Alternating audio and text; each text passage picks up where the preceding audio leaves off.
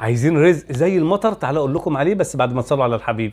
رمضان رمضان رمضان يا حبيب رمضان رمضان. السلام عليكم ورحمة الله وبركاته. وفي السماء رزقكم وما توعدون، يعني رزقك نزل في السماء، لكن المشكلة في غطا بينك وبين الرزق. عارفين ايه هو؟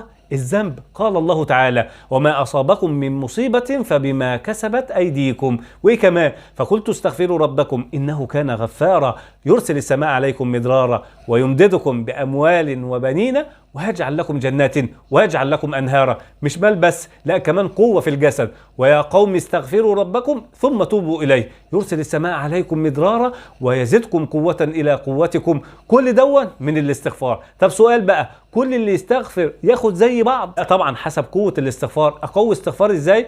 مثلا ربنا فاغفر لنا ذنوبنا وكفر عنا سيئاتنا وتوفنا مع الأبرار. وسيدنا النبي صلى الله عليه وسلم قال: من قال أستغفر الله الذي لا إله إلا هو الحي القيوم وأتوب إليه غفرت ذنوبه وإن كان قد فر من الزحف. وسيدنا النبي صلى الله عليه وسلم كان يستغفر في الجلسة الواحدة أكثر من 1000 مرة. وسيد الاستغفار: اللهم أنت ربي لا إله إلا أنت خلقتني وأنا عبدك وأنا على عهدك ووعدك ما استطعت أعوذ بك من شر ما صنعت أبوء لك بنعمتك علي وأبوء بذنبي فاغفر لي فإنه لا يغفر الذنوب إلا أنت. هتعمل إيه بقى؟ احفظوا، كرروا وشيروا. بس كده. السلام عليكم.